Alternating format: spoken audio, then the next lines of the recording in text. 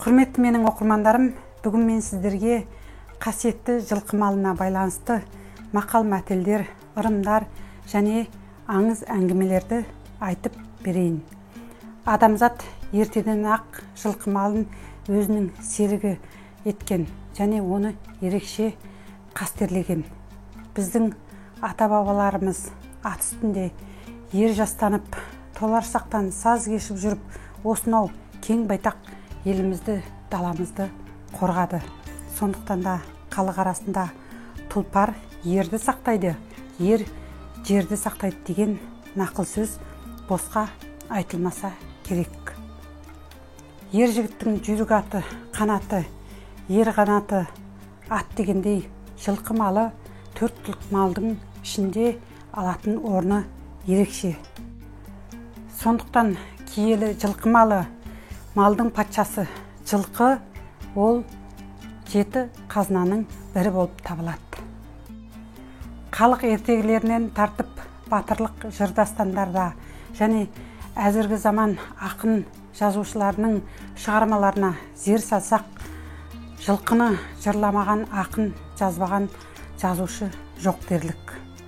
Біздің құлағымызға үнемі жиі естілетін сайгүлік, пырақ, тұлпар, дүлдүл, арғымақ деген осы атаулардың барлығы жақсы жылқының қосымша атаулары. Ер қанаты ат деген ұғым бойынша халық өзінің кәдесі бойынша сыйлы азаматтарына ертеден ақ ат мінгізіп шапан жауған. Құдалық қарым-қатынастарда дәнекері де осы жылқы малы. Жақсат ұлысаралық қатынастарда талай-талай үлкен кәделі сый ретінде жүреді. Жылқы ол адамзаттың өмірімен, тұрмысымен біте қайнасып, ішсе сусын, жесе тамақ, кисе киім және де мінсе көлік тұрмыс өндірістік құралына айналды. Ойын-сауық, сән-салтанат және спорттық ұлттық ойындардың барлығы осы жылқы малына байланысты. Жылқысыз сәні келмейді. Әзір осы жылқы малына байланысты бір аңыз айтып берейін. Адам ата бейіштен қуылған кезде төрт көзді қанатты пырақпен жерге түскен екен. Жылқы қайтадан жұмаққа көтерілмек болады. Осы кезде адам пырақтың жалынан құшақтап былай дейді, жібермей қойып: «Ей, Тәңірі Тағала, жат мекеннен мен қорқып тұрмын. Осы пырақты маған серік ет» деп жалынады. Сол кезде Тәңірі Тағала: «Ей пырақ, адамға қанат, жау тисе қорғаны бол, адал қызмет ет» деп осы жылқыны жерге қалтырған екен. Ат амалсыз көнеді, қанаты түсіп қалады, бірақ қанатындағы күш қайраты аяғына ауысады. Жылқы жерге көндіге алмай жұмақты аңсап жылай береді екен.